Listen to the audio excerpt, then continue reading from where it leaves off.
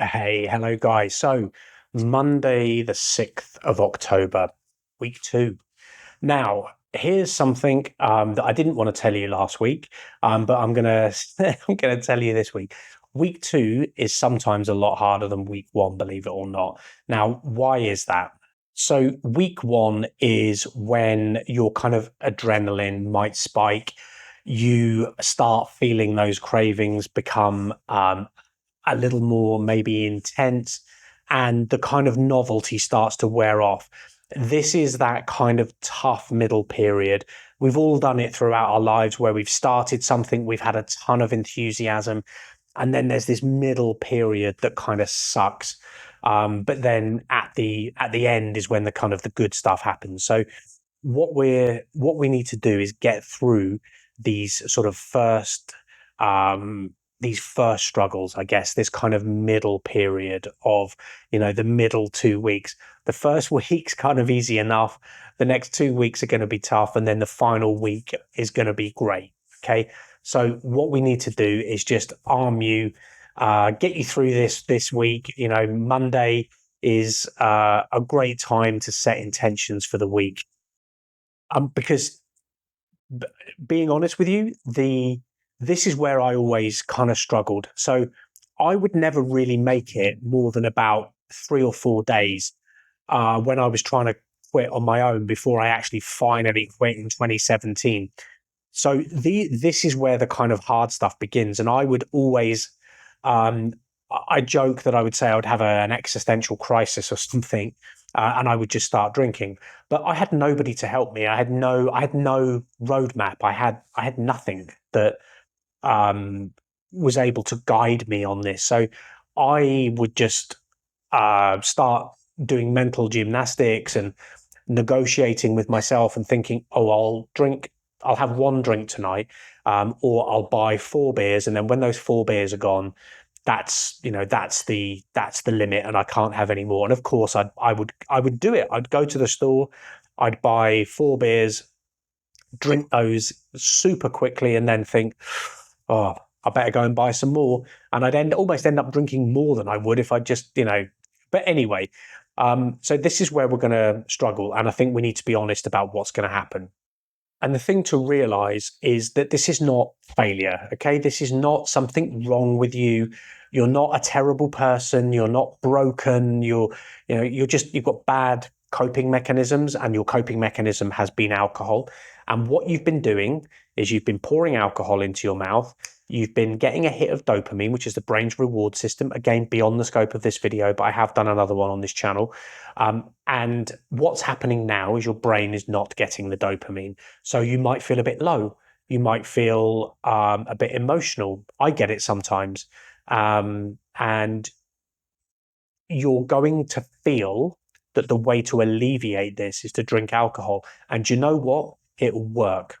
And I'm sorry, I know a lot of people in this community will be like, "What? Oh, don't say that." But it will. You drink because it works, and because you get that hit. You've been training yourself to do it, and you're going to have to go through the kind of valley to hit the peak. Okay, this is going to be the valley, and you just need to recognize that this week may be met with cravings, but also you may have feelings of sadness almost. And some people talk about mourning, or they miss the alcohol.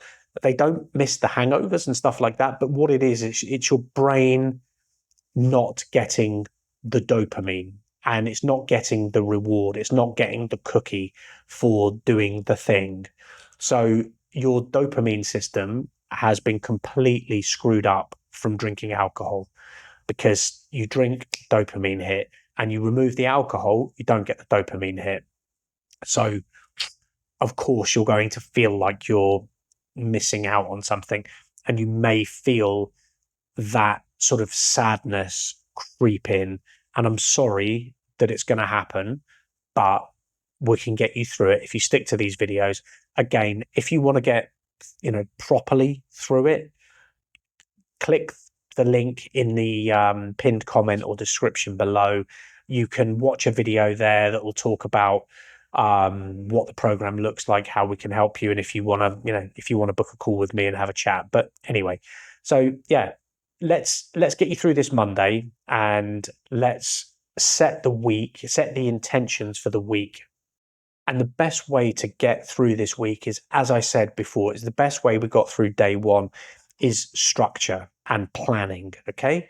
So you're going to need to do things like plan meals. I don't want you eating crap.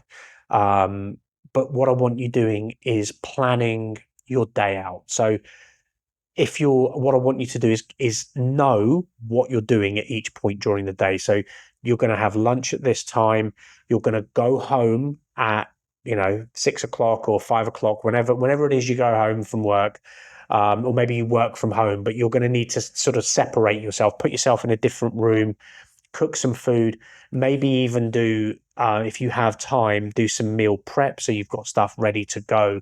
Because what you don't want to be doing is overloading your brain with too much decision fatigue, because that's where problems are going to creep in. As you made too many decisions throughout the day, your mental battery, your kind of mental phone battery is depleted, and you're in a weak place, and that's where the devil on your shoulder is going to win. So structure and planning. I'm not the world's most organized person, and I can do it. So you can do it as well. Don't make an excuse. So you can get through this by planning and structure. And that's going to be how we get through this week. That's going to be the mantra this week. And finally, to give you a more mindset and motivational type thing, the way to build mental momentum in this is to give yourself some positive self-talk every time you do something, even hour to hour, where you're not drinking, you prepped a meal, you're giving yourself positive reinforcement. You're saying to yourself, hey, well done, great, okay, we're going to do this. Okay, great, we made some food, perfect. Okay, we didn't drink there, we've got our day structured. And I want you to give yourself these kind of mental props, if you like, these mental rewards.